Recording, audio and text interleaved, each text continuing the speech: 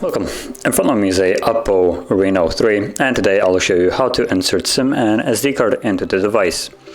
So before we get started, we'll need a SIM eject tool. You can see I have one right here.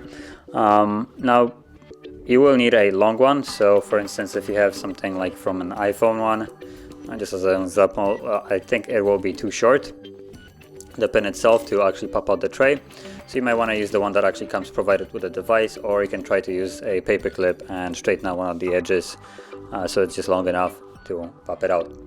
So from there you want to take that and push out the tray, which is located on the left side of the device on the top, as you can see right here where it's holding right now, and just push it in. You can see that it pops out, and from here you can just take it out and you have space for 2 different SIM cards and 1 SD card.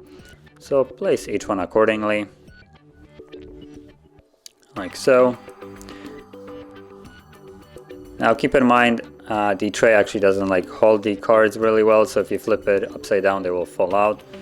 So when sliding it back into the device, just hold it in place so they don't fall out, as you can see right now.